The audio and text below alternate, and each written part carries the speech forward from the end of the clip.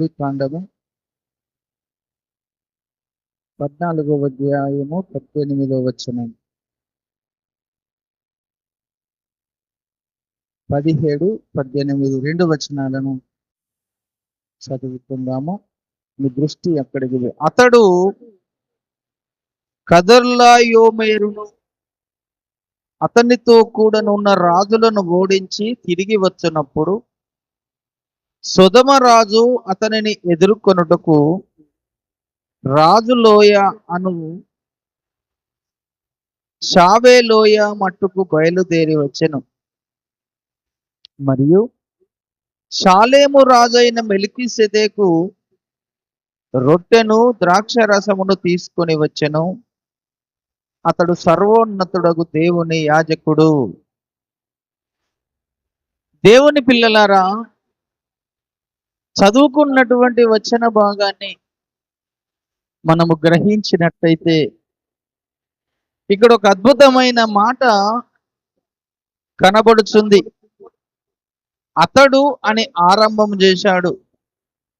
కదర్లాయోమేరును అతనితో కూడనున్న రాజులను ఓడించి తిరిగి వచ్చినప్పుడు సొదొమ రాజు అతనిని ఎదుర్కొనుటకు రాజులోయ అను షావేలోయ మట్టునకు బయలుదేరి వచ్చెను అన్నాడు.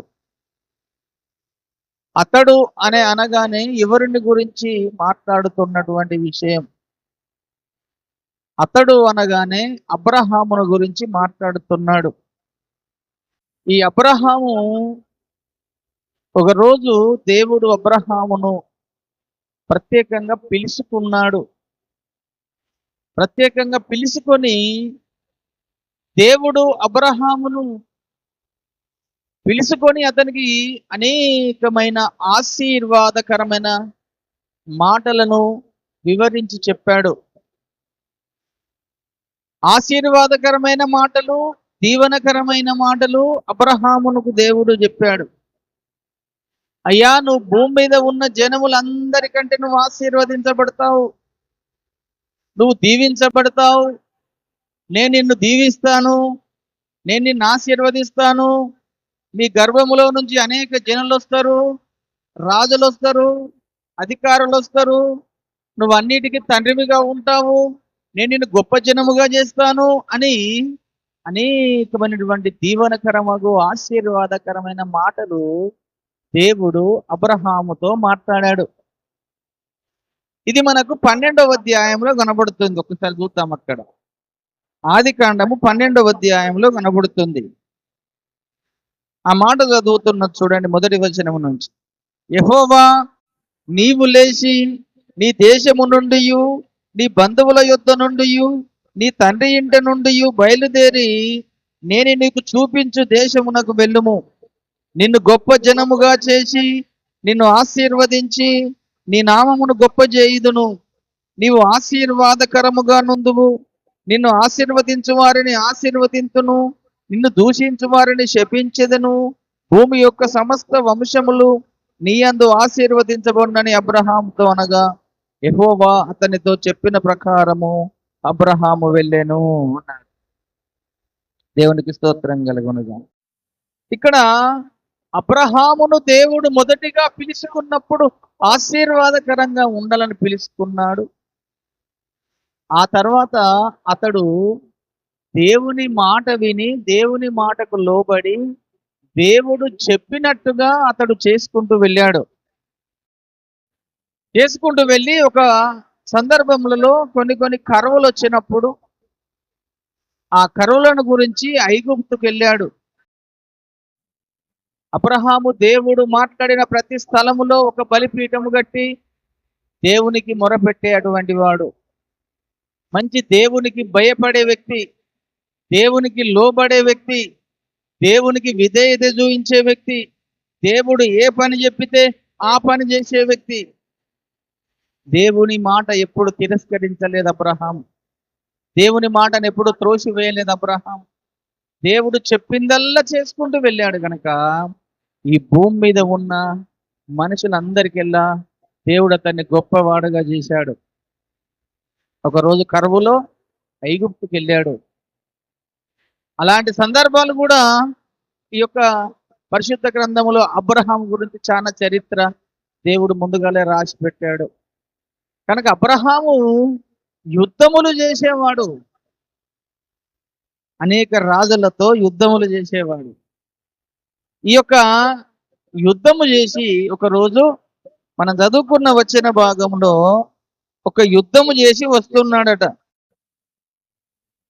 ఎందుకు యుద్ధం చేసి వస్తున్నాడని అంటే, లోతు అబ్రహాము ఇద్దరు వేరైపోయిన తర్వాత లోతు యొక్క జన సమూహాన్ని, లోతు యొక్క పశు మందలను, గొర్రె మందలను కొంతమంది వారి మీద దాడి చేసినప్పుడు అబ్రహాముకు తెలిసింది ఆ విషయం. అబ్రహాము వెళ్ళి వారిని జయించాడంట. కనుక అబ్రహాము వారిని జయించి అతడు వస్తున్న సందర్భములలో రాజులతో యుద్ధం చేసి 2 స్థలాలలో యుద్ధం చేసి వస్తున్న సందర్భంలో అప్పుడు దేవుడు అతన్ని ప్రత్యేకంగా కలుసుకున్నాడు, ప్రత్యేకంగా ఎదుర్కొన్నాడు. అంతకుముందేమో స్వరముతోనే మాట్లాడాడు. దేవుని స్వరాన్ని వినిపించి మాట్లాడితే అతడు దేవుని మాట వినుకుంటూ నడిచాడు. కానీ ఇక్కడ ప్రత్యేకంగా దేవుడు ఒకరోజు అబ్రహాముని ముఖాముఖిగా కలుసుకున్నాడు. కలుసుకొని అతనికి రొట్టెయు ద్రాక్ష రసం ఇచ్చాడట. దేవుడు అబ్రహామును కలుసుకున్నప్పుడు అతనికి మొదటగా ఇచ్చింది రొట్టెయు ద్రాక్ష రసం ఇచ్చాడు. ఎప్పుడైతే అబ్రహాముకు దేవుడు రొట్టెయు ద్రాక్ష రసం ఇచ్చాడో అబ్రహాము ఆ రొట్టెను ద్రాక్ష రసమును తీసుకున్నాడు. తీసుకొని ఊకోలేదు అబ్రహాము కూడా. అబ్రహాము రొట్టెయు ద్రాక్ష రసం తీసుకున్న తర్వాత అతడు ఊరికనే ఉండలేదు. అప్పుడు ఆ ఇచ్చినటువంటి దేవునికి ఇతని సంపాదనలో నుంచి 10వ వంతు చెల్లించాడు. అక్కడ ఆరంభమైనది దేవునికి 10వ వంతు ఇయ్యాలని. చూడండి ఆ 19వ వచనములు. అప్పుడు అతడు అబ్రహామును ఆశీర్వదించి, ఆకాశమునకును భూమికిని సృష్టికర్తయ్యును సర్వోన్నతుడైన దేవుని వలన అబ్రహాము ఆశీర్వదించబడును గాక అనియు, నీ శత్రువులను నీ చేతికి అప్పగించిన సర్వోన్నతుడగు దేవుడు స్తుతించబడును గాక అనియు చెప్పెను. అప్పుడు అతడు అన్నిటిలో ఇతనికి 10వ వంతు ఇచ్చెను అన్నాడు. ఎప్పుడైతే ఆకాశమునకు భూమికిని దేవుడైనటువంటి వాడను అన్నాడు ఆయన. ఏం దీనికట దేవుడు? ఆకాశమునకును భూమికిని దేవుడు, సర్వోన్నతుడగు దేవుడు అన్నాడు. ఈ సర్వోన్నతుడు దేవుడు ఆకాశమునకు భూమికిని దేవుడై ఉన్న వ్యక్తి ఎవరయ్యా? అక్కడ మనకు పేరు కనబడ్డది, షాలేము రాజు అన్నాడు. షాలేము రాజుగా ప్రత్యక్షమై కలుసుకున్నాడు. ఈ షాలేము రాజే ఆకాశమునకును భూమికిని సర్వోన్నతుడగు దేవుని యాజకుడు అన్నాడు. ఈ షాలేము రాజు గురించి ఎబ్రీ పత్రికలోకి వస్తే, ఎబ్రీ పత్రిక 7వ అధ్యాయములోకి రండి. అక్కడ కనబడుతుంది మళ్ళీ దీనికి జవాబుగా పరిశుద్ధాత్మ దేవుడు మళ్ళీ అక్కడ కొంచెం రాయించాడు ఈ షాలేము రాజు గురించి. ఎబ్రీ పత్రిక 7వ అధ్యాయము 1వ వచనము చదువుతున్నాను. అక్కడి లింకు ఇక్కడ పెట్టాడు మళ్ళీ పరిశుద్ధాత్మ దేవుడు. రాజులను సంహారము చేసి తిరిగి వచ్చుచున్న అబ్రహామును ఎవడు కలుసుకొని అతనిని ఆశీర్వదించెను, ఎవనికి అబ్రహాము అన్నింటిలో 10వ వంతు ఇచ్చెను, ఆ షాలేము రాజును మహోన్నతుడగు దేవుని యాజకుడునైన మెల్కీసెదెకు నిరంతరము యాజకుడుగా ఉన్నాడు. ఇతని పేరునకు మొదట నీతికి రాజనియు తరువాత సమాధానపు రాజనియు అర్థమిచ్చినట్టు షాలేము రాజని అర్థము.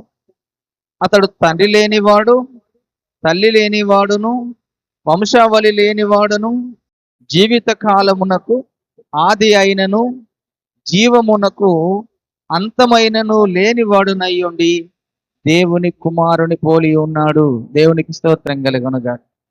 ఇప్పుడు మెల్కీసెదెకు అంటే ఎవరు? దేవుని కుమారుడు. దేవుని కుమారుడు ఎవరు? యేసు ప్రభు. అర్థమవుతుందండి? మెల్కీసెదెకు అబ్రహామును కలుసుకున్న వ్యక్తి ఎవరయ్యానంటే యేసు ప్రభువే. ఈ యేసు ప్రభువే దేవుని కుమారుడు అన్నాడు కదా. కనుక ఒక కాలములో యేసు ప్రభు భూమి మీదికి రాక మునుపు ఆయన అనేక పర్యాయములు, అనేక సందర్భాలలో అనేక భక్తులకు దర్శనమిచ్చి కనబడి తన పనిని జరిగించుకుంటూ వచ్చాడు. కనుక ఈ మెల్కీసెదెకు నిరంతరము యాజకుడుగా ఉన్నాడట. అతడు యాజకుడుగా వచ్చాడు, యాజకత్వము జరిగించడానికి వచ్చాడు. ఈ భూమి మీద ఒక యాజకత్వము జరిగించడానికి దేవుడు కొందరిని ఏర్పాటు చేసుకున్నాడు.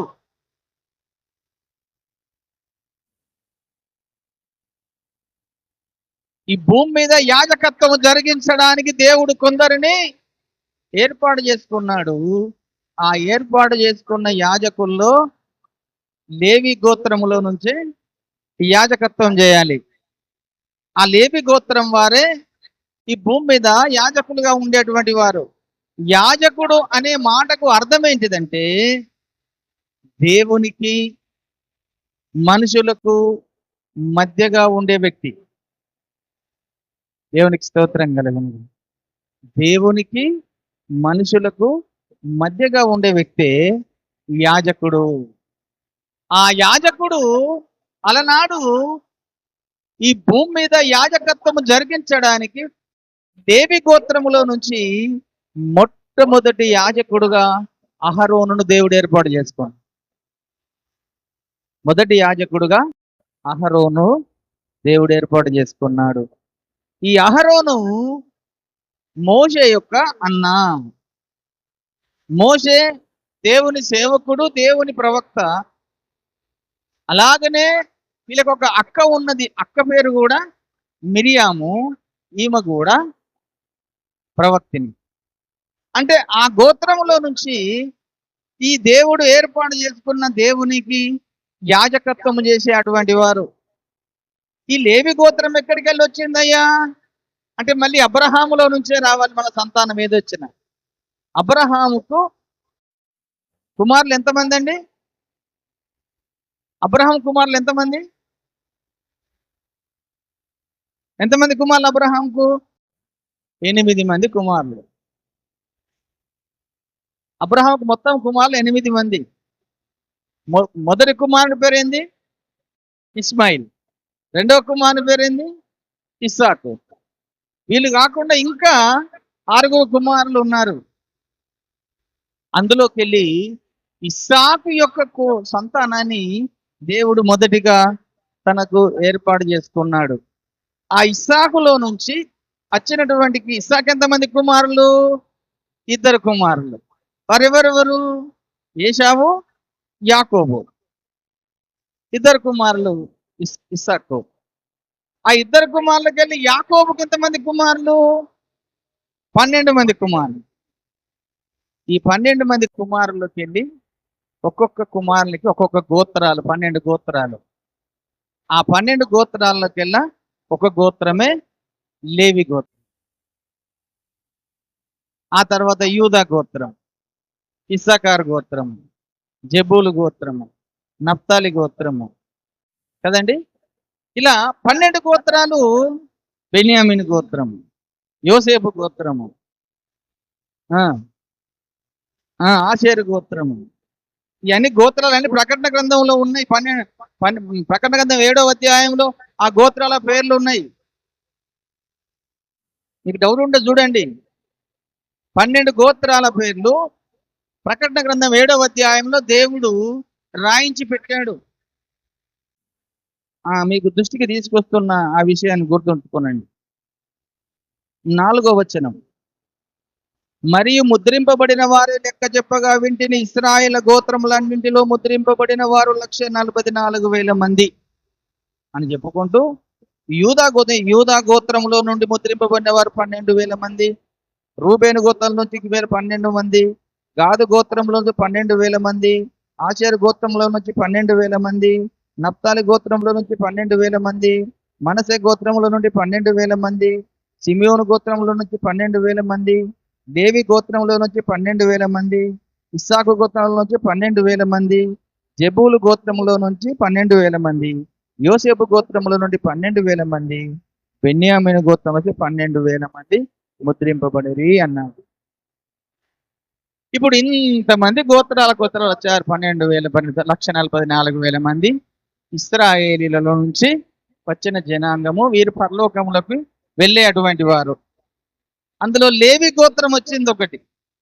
లేవి గోత్రంలో నుంచి వచ్చిన వ్యక్తులు ఎవరయ్యా అంటే మోషే, అహరోను, తర్వాత తన అక్కైన ఎవరు మిరియాం. కనుక వీళ్ళు ముగ్గురు దేవుని పనికి ఎన్నుకోవలసిన వారు, ఏర్పాటు చేయబడ్డవారు. అందులో ప్రత్యేకంగా అహరోను మొదటిగా యాజకత్వం జరిగించేటువంటి వాడు. అంటే ఒక వ్యక్తి దేవుని దగ్గరికి చేరాలి అంటే దేవుడు పెట్టిన కొన్ని పద్ధతులు ఉన్నాయి పరిశుద్ధ గ్రంథంలో. మొదటిగా ఒక వ్యక్తి దేవునికి దూరం అయిపోయిన వ్యక్తి దేవుని దగ్గరికి చేరాలి, దేవుని దగ్గరికి రావాలంటే దేవుడు ప్రత్యక్ష గుడారములో 7 ఉపకరణములు మనకు పెట్టి ఉన్నాడు. ఆ 7 ఉపకరణములు క్రియ చేస్తేనే అతడు దేవుని దగ్గర దేవుని కలుసుకోవడానికి యోగ్యుడుగా ఎంచబడేటువంటి వాడు. కనుక మొదటిది బలిపీఠము, రెండవది గంగాలము, మూడవది దీపవృక్షము, నాలుగవది సముఖపు బల్ల రొట్టె, 5వది ధూపవేదిక, 6వది కరుణాపీఠము, 7వది మందసం. ఈ 7 అనుభవాల గుండా ఒక వ్యక్తి దేవుని దగ్గరికి చేరడానికి యోగుడుగా ఎంచబడడం కొరకు ఆ లేవి గోత్రములో ఉన్నటువంటి ఈ యొక్క అహరోనుకు దేవుడు ఆ క్రమ పద్ధతి పెట్టాడు. ఒక వ్యక్తి మొదటిగా పాపములకు క్షమాపణ కలగాలి అని అనుకున్నప్పుడు పాపమునకు ప్రాయశ్చిత్తముగా ఒక గొర్రెను గాని, మేకను గాని, ఎద్దును గాని, కోడెను గాని తీసుకొచ్చి ఆ బలిపీఠం మీద బలి అర్పించాలి. పాపము క్షమాపణ నిమిత్తం, పాపము పోవడానికి నిమిత్తము ఆ అక్కడ బలిపీఠం కాడ మొదటిగా గొర్రెను గాని, మేకను గాని, ఓసారి ఇంకా వాళ్ళకి కలిగిన సామర్థ్యం కొలది పావుర పిల్లను గాని, గువ్వ పిల్లను గాని ఏదో ఒకటి ఆ బలిపీఠం కూడా రక్త ప్రోక్షణము కుమ్మరించాలి. అప్పుడు వారి పాపమునకు క్షమాపణ కలుగుతుంది.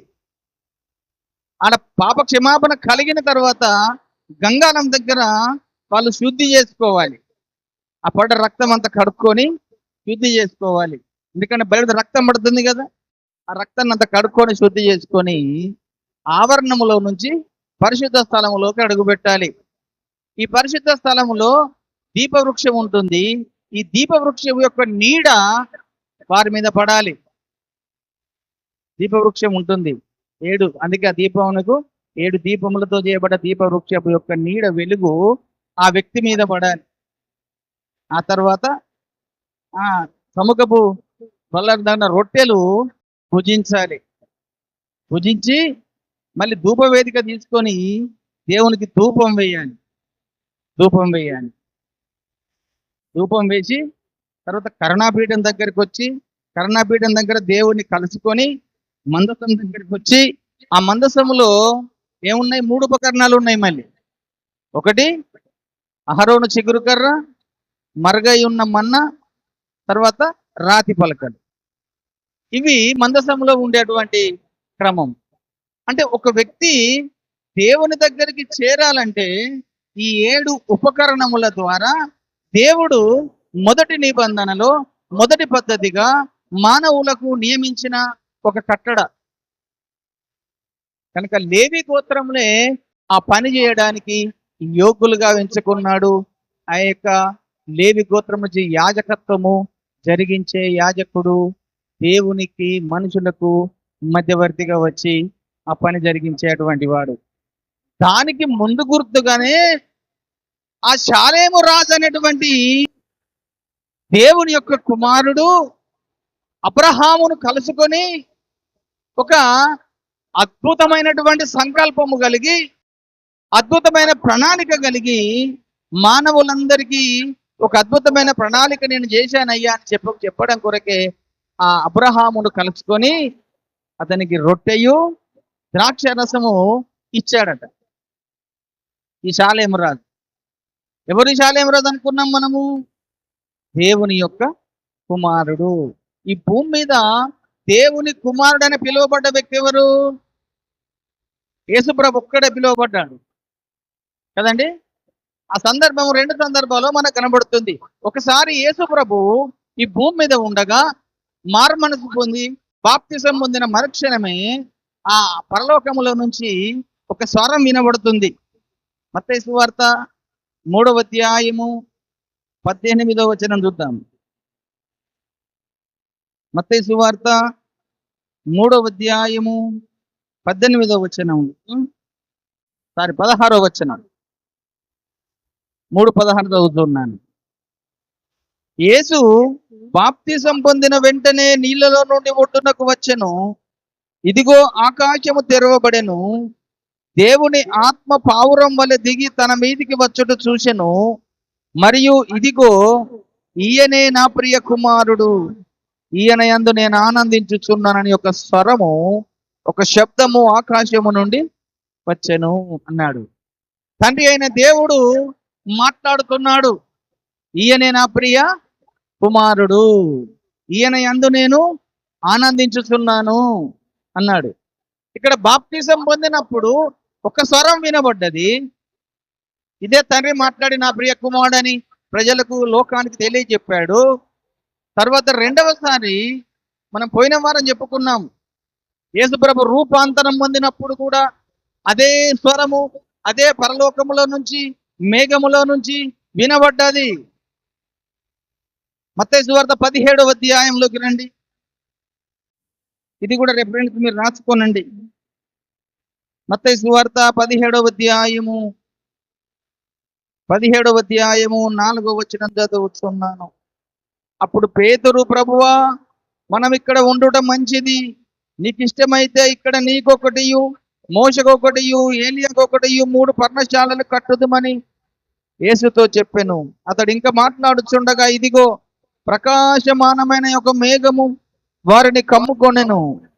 ఇదిగో ఈయన నా ప్రియ కుమారుడు, ఈయన యందు నేను ఆనందించుచున్నాను, ఈయన మాట వినుడని ఆయన ఒక శబ్దము ఆ మేఘములో నుండి పుట్టెను. దేవునికి స్తోత్రం కలుగును. అంటే ఈయన ప్రియ కుమారుడు అంటున్నాడంటే తండ్రి అయిన దేవుడు మాట్లాడుతున్నాడు. యేసయ్యను గురించి మనకు సాక్ష్యం చెప్తున్నాడు, ఈయన నా ప్రియ కుమారుడు అని. అంటే అక్కడ షాలేము రాజుగా ప్రత్యక్షమై రొట్టె ద్రాక్ష రసాన్ని ఇచ్చి అబ్రహామును కలుసుకున్నాడు. అది మొదటి నిబంధనకు సాదృశ్యమై ఉన్నది. దేనికి సాదృశ్యం అంటే కొత్త నిబంధనలోకి వచ్చిన తర్వాత ఈ రొట్టె ద్రాక్ష రసం అనేది అది ప్రతి మనిషికి అవసరమై ఉన్నది. ప్రతి మనిషి పాప క్షమాపణకు గుర్తుగా కొత్త నిబంధనలో యేసయ్య రక్త శరీరము అలాగనే తన శిష్యులకు ఇచ్చాడు. మొట్టమొదటిసారిగా యేసయ్య రక్తము, యేసయ్య శరీరము తన శిష్యులకు ఇచ్చాడు.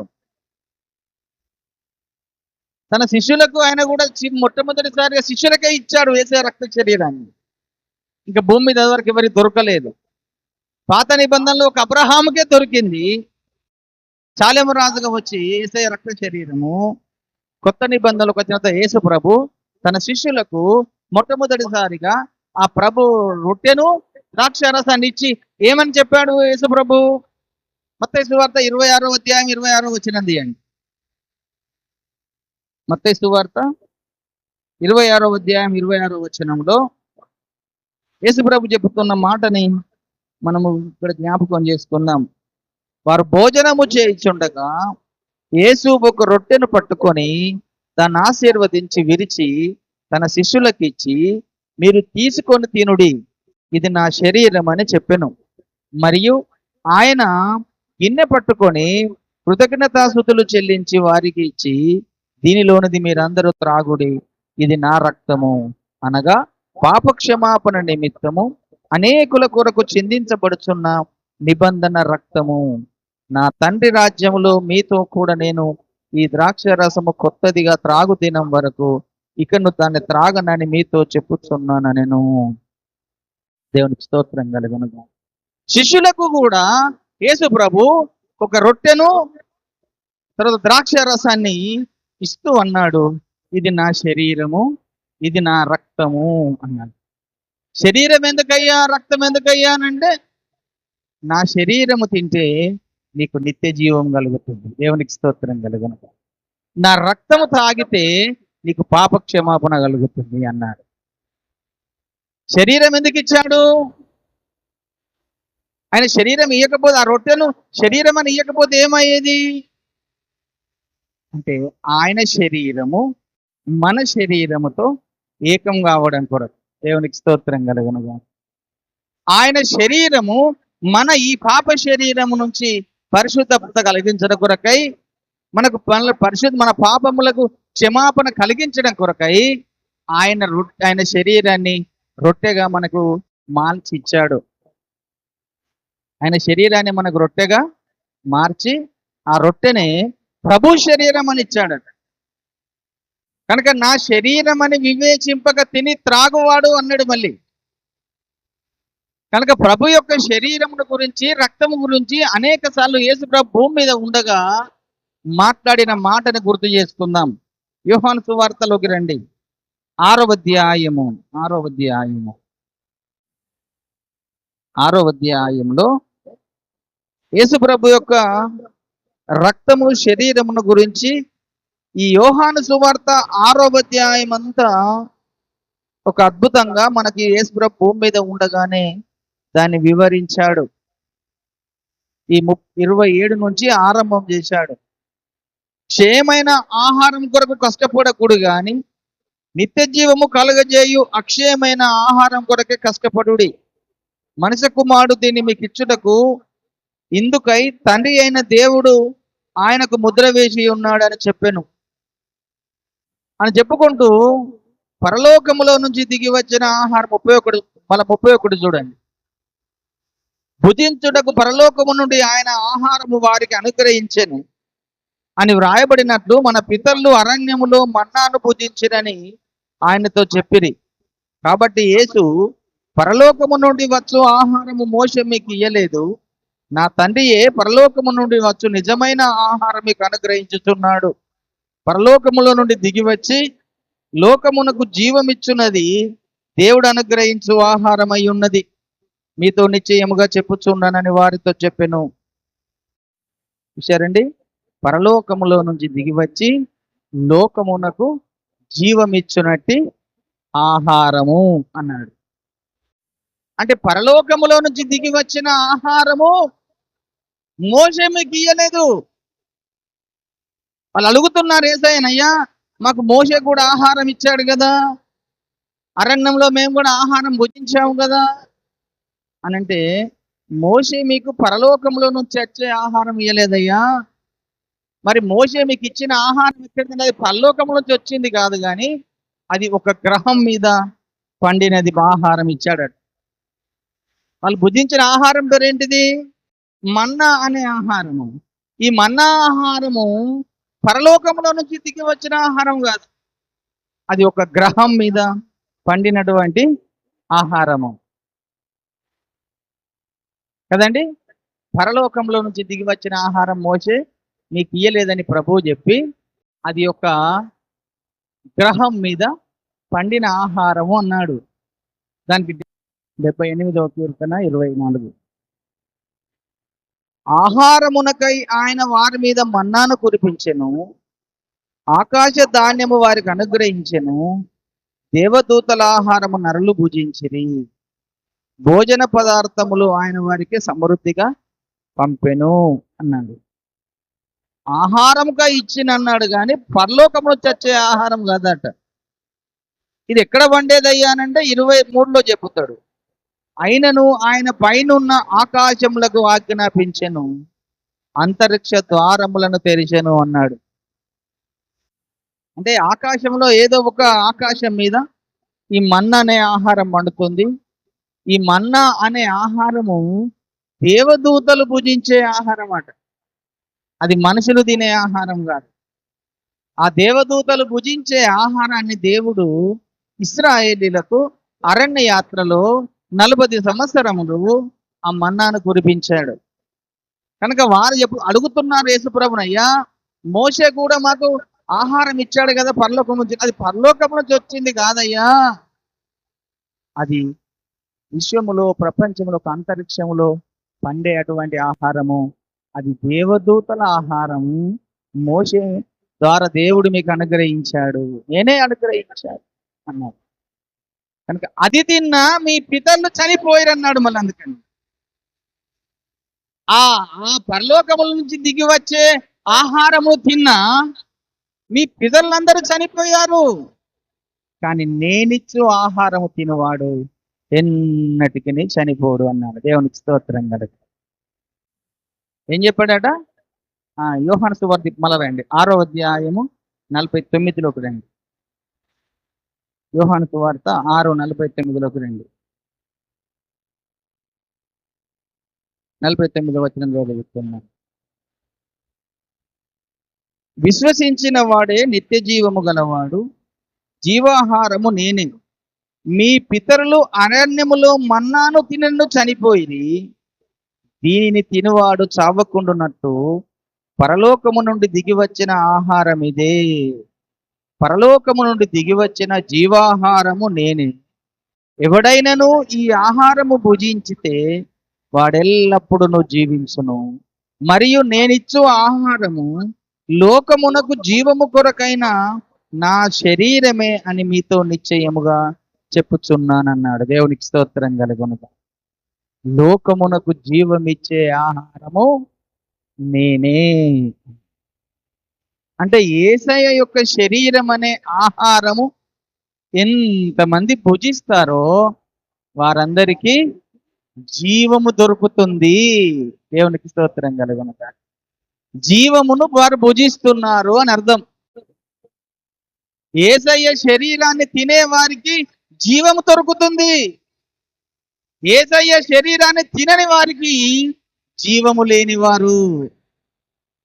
కనుక యేసయ్య శరీరాన్ని ప్రతి వారము భుజించండి అని దేవుడు ఒక ఆజ్ఞ జారీ చేశాడు. నువ్వు ఒక వారము యేసయ్య శరీరాన్ని తీసుకోకపోతే నీలో జీవము లేకుండా పోతుంది. నీ జీవము లేకుండా పోతుందంటే అర్థమైన బలహీన అయిపోతావు. కనుక ప్రతి వారమున నీవు దేవుని యొక్క ఆయన శరీరాన్ని పూజించాలి. ఆయన రక్తాన్ని ఎందుకు చిందించాడయ్యానంటే ఆ రక్తము పాపమునకు క్షమాపణ కలుగజేయడానికి రక్తాన్ని చిందించాడట. యేసయ్య రక్తం దేని కొరకు, దేనికి సాదృశ్యమై ఉన్నది? మనుషుని యొక్క పాప క్షమాపణకు సాదృశ్యమై ఉన్నది అన్నాడు. అందుకని యేసయ్య పాప క్షమాపము, మన మానవుని యొక్క పాపములకు క్షమాపణ కలుగుట కొరకే యేసయ్య రక్తాన్ని చిందించాడు. అలనాడు అబ్రహాముకు ఆయన రొట్టెయు ద్రాక్షరసం ఇచ్చాడు కనుకనే అబ్రహాము అన్నిటికంటే ఆయన మొట్టమొదటిసారిగా దేవుని కుమారుడుగా ఎంచబడ్డాడు. అన్నింటి మీద ఆయన ప్రథమ వ్యక్తిగా ఉన్నాడు. ఆయన వంశములో నుంచే అనేక జనులు, రాజులు అందరూ భూమి మీదకి వచ్చారు. ఆయన జీవాన్ని సంపాదించుకున్నాడు. దేవునికి స్తోత్రం కలుగునుగాక. యేసయ్య అలనాడు మెల్కీసెదెకు వచ్చి అబ్రహాముకు రొట్టె ద్రాక్షరసం ఇచ్చాడు కనుకనే అనేక సందర్భాల్లో అబ్రహాము విశ్వాసమునకు మూల పురుషుడుగా ఎంచబడ్డాడు. అబ్రహాం ఎవరట? విశ్వాసానికి మూల పురుషుడు. కనుకనే అబ్రహాము చనిపోయిన తర్వాత కూడా అబ్రహాము పాతాళములో కనబడ్డాడు ధనవంతునికి. కనబడ్డాడా లేదండి? అబ్రహామా అని పిలుస్తున్నాడు ఈ ధనవంతుడు. మరి వారందరిని ఎందుకు పిలవలేదు అంటే ఆయన అందరికీ విశ్వాసములో ప్రథమ తండ్రిగా ఉన్నాడు.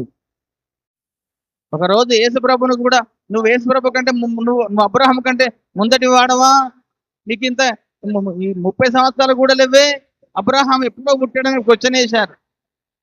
అబ్రహాం పుట్టక మునిపే నేను ఉన్నవాడను అన్నాడు. అంటే దేవుని యొక్క సంకల్పము, దేవుని యొక్క ప్రణాళిక పాత నిబంధనలో ఒకటి చూపించి కొత్త నిబంధనలో నెరవేరుస్తున్నాడు. దేవునికి స్తోత్రం కలుగును. కనుక అబ్రహాముకు మొట్టమొదటిసారిగా ఆ యేసయ్య వచ్చి తన రక్తాన్ని, శరీరాన్ని గుర్తుగా రొట్టెయు ద్రాక్ష రసం ఇస్తే అతనిలోకి జీవం వచ్చింది. తన ద్వారా భూమి మీద మానవ జాతికి అందరికీ మూల పురుషుడు అయ్యాడు.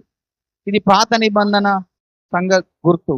కానీ కొత్త నిబంధనలోకి వచ్చినప్పుడు యేసుప్రభు మనకు ప్రధాన యాజకుడు అయ్యాడు. దేవునికి స్తోత్రం కలుగును. ఒకప్పుడు అహరోను మనకు యాజకుడుగా ఉన్నాడు, కానీ ఇప్పుడు అహరోనుకు సాదృశ్యమే మన యేసయ్య నిరంతరము యాజకుడుగా ఉన్నాడు. అతను యేసయ్యకు మరి ఒక పేరేంటిది? ప్రధాన యాజకుని పేరు యేసయ్య. చూడండి, ఆ వచన భాగాన్ని హెబ్రీ పత్రిక 9వ అధ్యాయంలో రాయబడ్డది గుర్తు చేస్తున్నాను. హెబ్రీ పత్రిక 9వ అధ్యాయము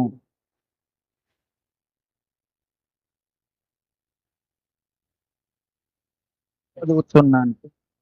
సంవత్సరమునకు ఒక్కసారి మాత్రమే ప్రధాన యాజకుడే రక్తము చేత పట్టుకొని 2వ గుడారములోనికి ప్రవేశించును. ఆ రక్తము తన కొరకు ప్రజల అజ్ఞాన కృతముల కొరకును అర్పించును. దీనిని బట్టి ఆ మొదటి గుడారం ఇంకా నిలుచుచుండగా అతి పరిశుద్ధ స్థలములో ప్రవేశించు మార్గము బయలుపరచలేదని పరిశుద్ధాత్మ తెలియజేయుచున్నాడు. ఆ గుడారము ప్రస్తుత కాలమునకు ఉపమానముగా ఉన్నది. ఈ ఉపమానార్థమును బట్టి మనసాక్షి విషయములో అపరాధకునికి సంపూర్ణ సిద్ధి కలుగజేయలేని అర్పణలను బలులను అర్పించబడుచున్నవి. ఇది దిద్దుబాటు కాలము వచ్చే వరకు విధింపబడి అన్నపానములతోనూ నానా విధములైన ప్రక్షాళనముతోనూ సంబంధించిన శరీరాచారము మాత్రమై ఉన్నది. అయితే క్రీస్తు రాబోవుచున్న మేలుల విషయమై ప్రధాన యాజకుడుగా వచ్చి తానే నిత్యమైన విమోచన సంపాదించి హస్తకృతము కానిది అనగా ఈ సృష్టి సంబంధము కానిదియు మరి ఘనమైనదియు పరిపూర్ణమైనదినైన గుడారము ద్వారా మేకల యొక్కయు కోడల యొక్కయు రక్తముతో కాక తన స్వరక్తముతో ఒక్కసారే పరిశుద్ధ స్థలములో ప్రవేశించెను. దేవునికి స్తోత్రం కలుగును. 2వ నిబంధన ఇది.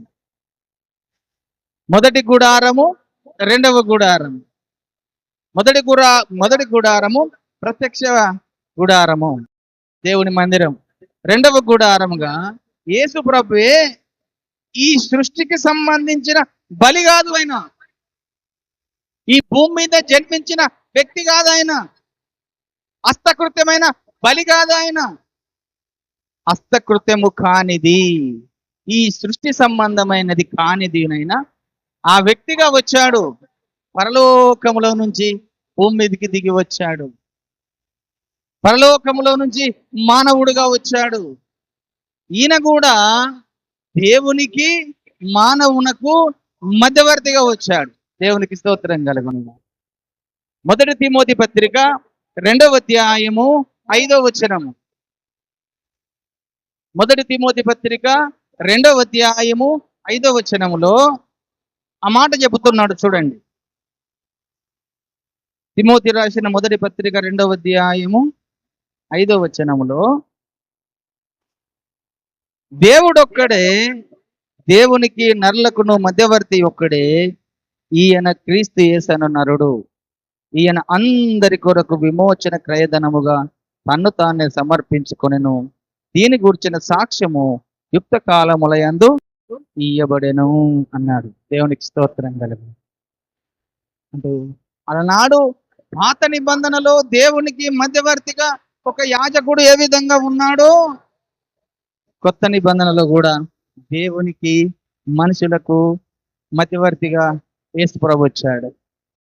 అలా పాత నిబంధనలంతా గొర్రెలు మేకల రక్తాన్ని ప్రోక్షిస్తే వారికి పాపక్షమాపణ కలిగేది. కానీ కొత్త నిబంధనలకు వచ్చిన తర్వాత గొర్రెల యొక్కయు మేకల యొక్కయు రక్తము తీసివేసి ఈ సృష్టి సంబంధమైన ఒకటే ఒక బలి, ఆయన మాత్రమే ఆ బలి అర్పించి మన మనస్సాక్షిని శుద్ధి చేస్తూ వచ్చాడట. దేవునికి స్తోత్రం కలుగును. పాత నిబంధనలో బలర్పిస్తున్నారు, రక్తాన్ని చిందిస్తున్నారు, మళ్ళీ వారి పాపములు వారికి గుర్తుకొస్తూనే ఉన్నాయి. ఏటేట బలర్పించిన వారి యొక్క పాపములు గుర్తుకొస్తూనే ఉన్నాయి. కానీ కొత్త నిబంధనలకు వచ్చిన తర్వాత మనస్సాక్షిని శుద్ధి చేశాడట. దేవునికి స్తోత్రం కలుగును. నీ హృదయాన్ని శుద్ధి చేశాడు. ఈయన రక్తం ద్వారా మన మనస్సాక్షి శుద్ధి చేయబడుతుంది. దేవునికి స్తోత్రం కలుగునుగా. కనుకనే నీ మనస్సాక్షి శుద్ధి చేయబడాలంటే యేసయ్య రక్తము నీలోనికి రావాలి. యేసయ్య రక్తము నీవు తాగాలి. ఆ రక్తము తాగితేనే నీలో యేసయ్య ఉంటాడు, నీ పాపములకు క్షమాపణ కలుగుతుంది అన్నాడు. కనుకనే యేసు రక్తము ప్రతి పాపము నుండి మనలను పవిత్రులుగా చేయును అన్నాడు. యోహాను రాసిన మొదటి పత్రిక 1వ అధ్యాయము 7వ వచనములో, యోహాను రాసిన మొదటి పత్రిక 1వ అధ్యాయము 7వ వచనములో ఆ మాటని రాస్తున్నాడు యోహాను గారు. చూడండి, అయితే ఆయన వెలుగులోనున్న ప్రకారము మనమును వెలుగులో నడిచిన ఎడల మనము అన్యోన్య సావాసము గలవారమై ఉందుము. అప్పుడు ఆయన కుమారుడైన యేసు రక్తము ప్రతి పాపము నుండి మనలను పవిత్రులుగా చేయును. మనం పాపము లేని వరమని చెప్పుకున్న ఎడల మనలను మనమే మోసపుచ్చుకుందుము, మరియు ఆయన మనలో సత్యం ఉండదు. మన పాపములను మనం ఒప్పుకొనిన ఎడల ఆయన నమ్మదగిన వాడును నీతిమంతుడును గనక ఆయన మన పాపములను క్షమించి సమస్త దుర్నీతి నుండి మనలను పవిత్రులుగా చేయును. మనం పాపము చేయలేదని చెప్పుకున్న ఎడల ఆయనను అబద్ధీకునిగా చేయువారమగుదుము, మరియు ఆయన వాక్యము మనలో ఉండదు. ఆయన రక్తము మనల్ని పవిత్రులుగా చేస్తుంది, పరిశుద్ధులుగా చేస్తుంది. ఒకప్పుడు యేసుప్రభు రాక మునుపు భూమి మీద గొర్రెల మేకల రక్తాన్ని చిందించి వారు పరిశుద్ధ స్థలములో దేవుని సన్నిధికి వెళ్ళడానికి యోగ్యులుగా ఎంచబడ్డారు. కానీ వారి పాపములు మళ్ళీ మళ్ళీ వారు గుర్తు వస్తున్నాయట. కానీ దేవుడు చూచి, అయ్యో వాళ్ళు మీదికి చూడ, నాకు వారు శరీర శుద్ధి చేసుకుంటున్నారు కానీ వారు మనస్సాక్షి శుద్ధి కావడం లేదు, వారి హృదయాలు శుద్ధి కావడం లేదు, వారి అంతరంగాలు శుద్ధి కావడం లేదు. కనుక నేనే ఆ సృష్టి సంబంధమైన ఇది కాకుండా పరలోక సంబంధమైనటువంటి వ్యక్తిగా నేనే మానవ శరీరం ధరించుకొని భూమి మీదకి వెళ్తాను, దేవునికి మానవునికి మధ్యవర్తిగా వెళ్తాను, నా రక్తాన్ని నా శరీరాన్ని వాళ్ళకి ఇస్తాను. ఆ రక్తము శరీరము ఎవరిలోనైతే ఉంటుందో వారికి మాత్రమే నిత్య జీవము. ఆ రక్తం ఎవరిలోనైతే ఉంటుందో ఆ రక్తం ద్వారానే వారికి పాపక్షమాపణ కలుగుతుంది.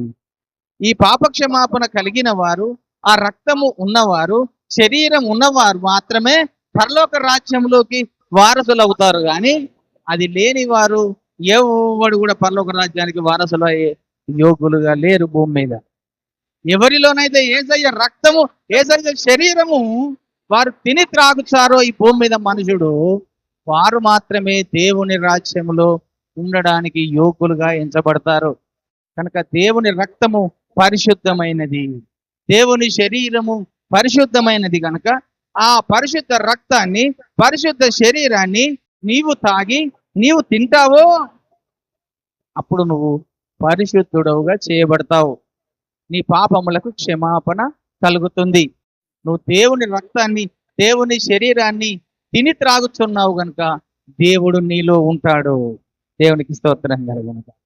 నువ్వు దేవునితో ఉంటావు. ఈరోజు దేవుని పిల్లలు, మేము క్రైస్తవులమని చెప్పుకునే వారు ఈ రక్త శరీరానికి దూరం అయిపోతున్నారు. ఆదివారము పరిశుద్ధ స్థలములో దేవుని సన్నిధికి రాకుండా, ఆ రక్త శరీరము తిని త్రాగకుండా వారు లోకానుసారంగా జీవిస్తున్నారు. ఈ లోకములో నీకు ఏది గొప్పది లేదండి. అన్ని కూడా ఒకరోజు అంత వ్యర్థమే. యేసయ్య రక్తము నీలో ఉంటేనే ఆ ఒక్క రక్తము శరీరమే నిన్ను పరలోకానికి చేరుస్తుంది తప్ప ఈ లోకములో ఉన్న నీ భూములు పరలోకానికి చేర్చలేవు, నీ ధనము పరలోకానికి చేర్చలేవు, నీ యొక్క ఉన్నటువంటి హోదాలు పరలోకానికి చేర్చలేవు. నువ్వు ప్రైమ్ మినిస్టర్ అయినా, ముఖ్యమంత్రి అయినా, జిల్లా కలెక్టర్ అయినా, రాజు అయినా, అధికారి అయినా, ఎవరైనా ఈ లోకంలో నీకు కొంతకాలము అధికారం ఉండవచ్చు. కానీ లోకాన్ని విడిచిన తర్వాత నీకు దేవుని రాజ్యంలో నువ్వు ఉండాలంటే, దేవుని రాజ్యంలో నువ్వు జీవించాలంటే నీలో ఉండవలసింది దేవుని రక్తము, దేవుని శరీరం. అది లేకపోతే,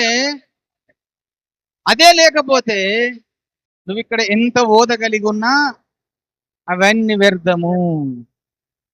నువ్వు ప్రధానమంత్రి అయినా సరే, ముఖ్యమంత్రి అయినా సరే, ఇంకా ఎంత పెద్ద గొప్ప వ్యక్తి అయినా సరే, పెద్ద ధనవంతుడవైనా సరే, అది ఈ లోకంలో ఉన్నంత వరకే నీకు ఇక్కడ అధికారం. కానీ లోకాన్ని విడిచిన తర్వాత నీకు అక్కడ అంత శూన్యం, నీకేమి లేదు.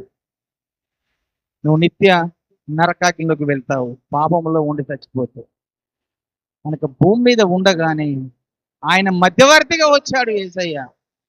నీ పాపములు తీసివేయడం కొరకై, నిన్ను పరిశుద్ధునిగా చేయడం కొరకై కొత్త నిబంధనకు మధ్యవర్తిగా వచ్చాడు, ప్రధాన యాజకుడుగా వచ్చాడు. ఆ ప్రధాన యాజకుని రక్తము, ప్రధాన యాజకుని శరీరము నువ్వు తినుతూ త్రాగుతూ నువ్వు పరిశుద్ధని మనస్సాక్షిని పరిశుద్ధత చేసుకొని పరిశుద్ధంగా జీవిస్తే నువ్వు పరలోక రాజ్యములో యుగ యుగాలు నిత్యత్వం అంతా ఉంటావు. నీ ఆత్మ రక్షించబడుతుంది. దేవునికి స్తోత్రం కలుగునుగా. నీ ఆత్మ రక్షించబడుతుంది. ఎప్పుడో చచ్చిపోయాడు అబ్రహాం. ఎక్కడ కనబడుతున్నాడు? యేసు ప్రభు కాలంలో కనబడుతున్నాడు. ధనవంతుడు అబ్రహామును గురించి చెబుతున్నాడు. దేన్ని బట్టి కనబడుతున్నాడు? అబ్రహాము లోకములో శరీరంతో చచ్చిపోయాడు, కానీ ఆత్మలో అక్కడ కనబడుతున్నాడు. అలాగనే ఈ లోకంలో శరీరంలో నువ్వు చచ్చిపోయినా కానీ నీ ఆత్మ దేవుని దగ్గర ఉంటుంది. దేవునికి స్తోత్రం కలుగునుగా. దేవుని రాజ్యంలో నీ ఆత్మ ఉంటుంది అంటే నువ్వు చేయవలసిందల్లా యేసయ్య రక్త శరీరానికి ఎప్పుడు దూరంగా కండి. ఈ రోజుల్లో సాతానుడు చేసే ఒక భయంకరమైన కుయుక్తి ఏంటిదంటే, లేఖనానికి విరోధంగా రక్త శరీరాన్ని వారం ఇయ్యకుండా నెలకొక్కసారి ఇచ్చే సంఘాలు ఉన్నాయి, 6 నెలలకు ఒకసారి ఇచ్చే సంఘాలు ఉన్నాయి, సంవత్సరం ఒకసారి ఇచ్చే సంఘాలు ఉన్నాయి. అది దేవుని వాక్యమునకు విరోధంగా చేసే ప్రక్రియ. కనుక దేవుని వాక్యములో పౌలు గారు మనకు ఒకప్పుడు పేతురు గారు ప్రతిరోజు ఇంటింట రొట్టె విరిచి ఇచ్చారట. కొంతకాలానికి సంఘాలు అప్పుడు విస్తరించబడలేదు, సంఘాలు కూడుకోలేదు కనుక ప్రతిరోజు ప్రతి దినము వారు ఇంటింట రొట్టె విరిచిరి అన్నాడు. ఆ తర్వాత సంఘాలు విస్తరించబడ్డ తర్వాత పౌలు గారికి పరిశుద్ధాత్మ దేవుడు వచ్చి క్రమాన్ని నేర్పించాడు. ప్రతి ఆదివారమున మేము రొట్టె విరుచుటకు కూడుకుంటున్నాము అన్నాడు. అపోస్తుల కార్యం 20వ అధ్యాయము 7వ వచనములో పౌలు గారు సంఘాలు విస్తరించబడ్డ తర్వాత ఈ క్రమాన్ని సంఘములో పెట్టాడు పరిశుద్ధాత్మ దేవుడు. పరిశుద్ధాత్మ దేవుడు దిగి వచ్చిన తర్వాత ఈ పద్ధతిని ప్రవేశించాడు. చూడండి, 7వ అపోస్తుల కార్యం 20వ అధ్యాయము 7వ వచనాన్ని చదువుతున్నాను. ఆదివారమున మేము రొట్టె విరుచుటకు కూడినప్పుడు పౌలు మరునాడు వెళ్ళనై ఉన్నాడు అన్నాడు. అంటే ఆ ప్రాంతంలో నుంచి పౌలు గారు వెళ్ళిపోతున్నారు కనుక ఆదివారం నాడు రొట్టె విరిచే కార్యక్రమము సంఘములో స్థాపించాడు. ఇది లేఖనము మనకు నేర్పిస్తున్న సత్యము, దేవుడు నేర్పిస్తున్న సత్యము. మరి ఆదివారము కాకుండా నెలకొక్కసారి రక్త శరీరాన్ని ఇయ్యి అని ఏ లేఖనము ఆధారంతో చేస్తున్నారు? ఇప్పుడు 6 నెలలకు ఒక్కసారి మనం ఏ లేఖనము ఆధారం చేసుకుంటున్నాము? సంవత్సరం ఒకసారి మనం ఏ లేఖనాన్ని ఆధారం చేసుకొని ఇస్తున్నాము? అంటే నీకు తెలియకుండా నీ పిల్లలను నీ సంఘములో జీవము లేకుండా చేస్తున్నావు నువ్వు అలా ఇచ్చి. నిత్య జీవానికి వారసులుగా లేకుండా చేస్తున్నావు నెలకొకసారి ఇచ్చి, 6 సంవత్సరానికి ఒకసారి ఇచ్చి. కానీ ఆయన శరీరము తిని ఆయన రక్తము తాగువాడు నిత్య జీవము గలవాడు. సంఘాన్ని నిత్య జీవములోకి నడిపించాలి కానీ సంఘాన్ని నిత్య నాశనములోకి నడిపించకూడదు. దేవుడు మనకు సంఘాన్ని ఇచ్చింది ఆ సంఘముని జీవములోకి నడిపించి యేసయ్యను వాళ్ళలో ఉంచుమని చెప్పించాడు. యేసయ్య ఎవరైతే రక్తాన్ని తాగి శరీరాన్ని భుజిస్తారో వారిలో నేను, నాలో వారు ఉంటారు అన్నాడు కదా. నువ్వు ఇయ్యకపోతే ఆ వారం అంతా యేసయ్య నీలో ఉండడు. తిని తాగకపోతే నువ్వు బలహీనుడు అయిపోతావు. అప్పుడు అపవాది నిన్ను అన్ని సంఘాన్ని పట్టి పీడిస్తాడు. నీ సంఘం జీవం కలిగినది కనపడదు, దేవుని దృష్టిలో చచ్చిపోయిన సంఘం కనపడుతుంది. చచ్చిపోయిన సంఘముగా ఆత్మ, శరీరం బ్రతికే ఉంటుంది కానీ ఆత్మ చచ్చిపోయిన స్థితిలో ఉంటుంది. నీ ఆత్మ బలభరితంగా ఉండదు, నీ ఆత్మ జీవిస్తున్నట్టుగా ఉండదు. కనుక ఆయన శరీర రక్తాన్ని తింటే మనం జీవము కలిగిన వారము. అది ఆదివారమున ఈమని పౌలు గారు మనకు నేర్పించాడు కనుక ఆ ఆదివారమున రొట్టెయు ద్రాక్షారసముగా మనం విరిచిస్తున్నామంటే యేసయ్య రక్తము, యేసయ్య శరీరము సంఘానికి ఇస్తున్నాము. మీలో జీవాన్ని నింపుతున్నాడు యేసయ్య. ఈ జీవము లేకుండా చాలా మంది క్రైస్తవులు ఆదివారాలు ఎగ్గొట్టి వారి పనులకు పోతున్నారు. కానీ వారు దేవుడు రేపు చూసినప్పుడు వారు దేవుని బిడ్డలుగా దేవుని లెక్కలోకి తీసుకోడు. ఎందుకంటే వాళ్ళలో నా జీవం లేదురా అని అంటాడు. జీవం అంటే నా రక్త శరీరం లేని వారు నువ్వు పరలోకానికి వెళ్ళిన తర్వాత దేవుడు చూసే మూడు అనుభవాలు చూస్తారండి. ఇది బాగా గుర్తు పెట్టుకోనండి. నువ్వు పరలోకానికి వెళ్ళిన తర్వాత దేవుడు మొట్టమొదటిసారి చూసి నిన్ను సాక్ష్యంగా చెప్పేది మూడు అక్కడ గుర్తుకొస్తాయి. మొదటిది, నువ్వు బాప్తీసం తీసుకున్న నీళ్లు అక్కడ సాక్ష్యానికి వస్తాయి పరలోకములో. నువ్వు భూమి మీద ఏ నీళ్ళనైతే బాప్తీసం తీసుకొని పాపాలు కడుక్కుంటున్నావో ఆ నీళ్లు రేపు పరలోకములో దేవుని సన్నిధికి వచ్చి సాక్ష్యం చెబుతాయట. అయ్యా వీడు నీళ్ళలో మునిగాడయ్యా అని, నేను ముంచానని. ఆ తర్వాత పరిశుద్ధాత్మ దేవుడు నీ పక్షమున సాక్ష్యం చెప్తాడు. అయ్యా నేను వీని భూమి మీద పరిశుద్ధంగా ఉంచాను. మూడవది, యేసయ్య రక్తం వచ్చి సాక్ష్యం చెప్తుంది. అయ్యా ఇదిగో నీ రక్తము చేత నేను ప్రతి వారము నేను వాడిని కడిగి పరిశుద్ధంలోకి నడిపించాను, నీ రక్తాన్ని వారి దేహాల్లో ఉంచాను అని ఆ రక్తము కూడా మాట్లాడి సాక్ష్యం చెబుతుందన్నాడు. దేవునికి స్తోత్రం కలుగునున్నాడు. అది మనకు మొదటి యోహాను పత్రిక 5వ అధ్యాయము 7వ వచనములో చూడండి. యోహాను రాసిన మొదటి పత్రిక 5వ అధ్యాయము 7వ వచనములో ఆ మాట రాయబడి ఉన్నది. చూద్దాం. 6 నుంచి చదువుతున్నాను. నీళ్ల ద్వారాను రక్తము ద్వారాను వచ్చిన వాడు ఈయనే, అనగా యేసుక్రీస్తే. ఈయన నీళ్లతో మాత్రమే గాక నీళ్లతోనూ రక్తముతోనూ వచ్చెను. ఆత్మ సత్యము కనుక సాక్ష్యం ఇచ్చువాడు ఆత్మయే. సాక్ష్యం ఇచ్చువారు ముగ్గురు, అనగా ఆత్మయు నీళ్లును రక్తమును. ఈ ముగ్గురు ఏకీభవించి ఉన్నారు. మనము మనుషుల సాక్ష్యమును అంగీకరించుతున్నాము కదా, దేవుని సాక్ష్యము మరి బలమైనది. దేవుని సాక్ష్యము ఆయన తన కుమారుని గూర్చి ఇచ్చినదే. దేవుని కుమారుని యందు విశ్వాసముంచువాడు తనలోనే ఈ సాక్ష్యము కలిగి ఉన్నాడు. దేవుని నమ్మని వాడు ఆయన కుమారుని గూర్చి ఇచ్చిన సాక్ష్యము నమ్మలేదు గనక అతడు దేవుణ్ణి అబద్ధీకుని చేసిన వాడే. ఇప్పుడు చెప్పండి దేవుని దుమ్మాను, నువ్వు ఇక్కడ తీసుకునే రక్తము, నువ్వు తీసుకునే శరీరము, నువ్వు తీసుకున్న నీళ్లు, దేవుని ఆత్మ నీకు సాక్ష్యానికి పరలోకంలో దేవుని క్రీస్తు న్యాయపీఠం దగ్గరికి వచ్చి నీకు సాక్ష్యంగా పలుకుతాయి.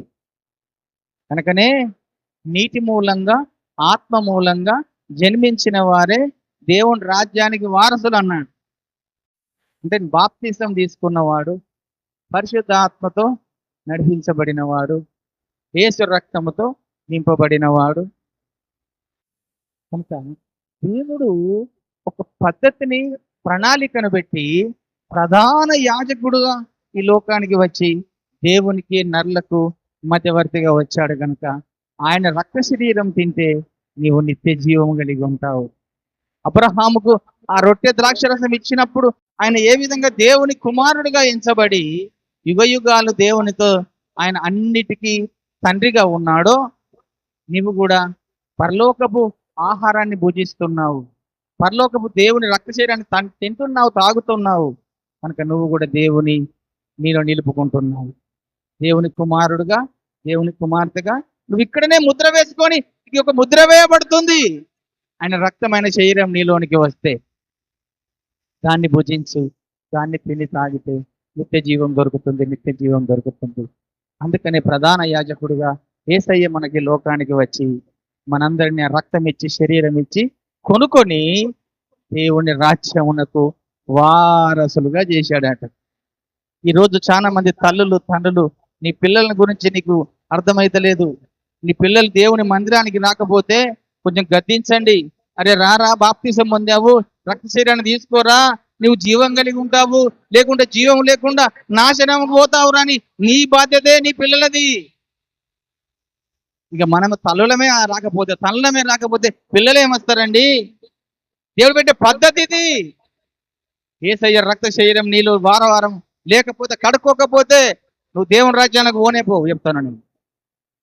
లేఖనం చెప్తుంది, నేను చెప్పడం కాదు. కనుక దాన్ని తిని త్రాగితే తప్పకుండా నువ్వు దేవుని రాజ్యంలో దేవుని నీలో నిలుపుకొని ఉంటావు, దేవుని రాజ్యంలో యుగ యుగాలు ఉంటావు. దయచేసి ఇంకా ఆ బాప్తిసం తీసుకునే వారు కూడా ఏమాత్రం దాన్ని వెనకంజ వేయకండి. దేవుని రాకడ దగ్గర అవుతుంది. త్వరగా మీ పాపాలు కడుక్కోనండి, శుద్ధి చేసుకోనండి. యేసయ్య రక్తాన్ని, యేసయ్య శరీరాన్ని మీ దేహంలో నింపుకోనండి, సిద్ధముగా ఉండండి. ఆయన వచ్చినప్పుడు నువ్వు ఎత్తబడి ఆయన రాజ్యంలోకి వెళ్తావు. ప్రతి మనుషునికి కావలసిన ధన్యత ఏంటిదంటే ప్రభువు రక్త శరీరము ఈ భూమి మీద తిని త్రాగి అది నువ్వు భుజించడానికే, అది నీకు ఇయ్యడానికే యేసయ్య ఆ పరలోకమును విడిచిపెట్టి ఈ లోకానికి వచ్చి నిన్ను రక్షించాడు. రక్షణని మనందరికి ఇచ్చాడు. ఈ కొద్ది మాటలు దేవుడు దీవించనుగా. ప్రార్థన చేస్తాం.